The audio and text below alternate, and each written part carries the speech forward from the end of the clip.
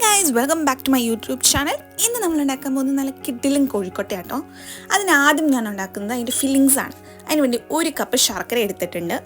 അത് നന്നായിട്ട് നമുക്കൊന്ന് ഉരുക്കിയെടുക്കണം. അതിനുവേണ്ടി കുറച്ച് വെള്ളം ഒഴിച്ചു കൊടുത്തിട്ടുണ്ട്, അടിയിൽ പിടിക്കാതിരിക്കാനായിട്ട്. നന്നായി ഇളക്കി കൊടുക്കുമ്പോൾ നമുക്കൊരു ബ്രൗൺ കളറിലേക്ക് കിട്ടും. ഈ ഒരു കൺസിസ്റ്റൻസിയാണ് നമുക്ക് ആവശ്യം.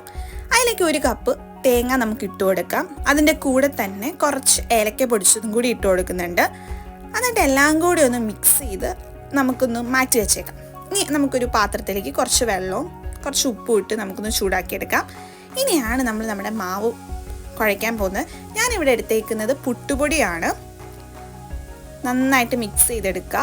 നന്നായിട്ട് കുഴച്ച് നമുക്ക് ഈ ഒരു പരുവത്തിലേക്ക് കിട്ടും. കുറച്ച് നെയ്യ് ആഡ് ചെയ്ത് കൊടുക്കുകയാണെങ്കിൽ നിങ്ങൾക്ക് കുറച്ചും കൂടി സുഖമായിട്ട് പരത്താൻ പറ്റും. കാരണം ഞാനിവിടെ എടുത്തേക്കുന്നത് പുട്ടുപൊടി ആയതുകൊണ്ട് കുറച്ച് തരിതരിപ്പുണ്ട്. ഇനി നമുക്ക് ഇതിലേക്ക് നമ്മുടെ നേരത്തെ ഉണ്ടാക്കി വെച്ച ഫില്ലിങ്സ് നമുക്ക് ഇട്ട് കൊടുക്കാം.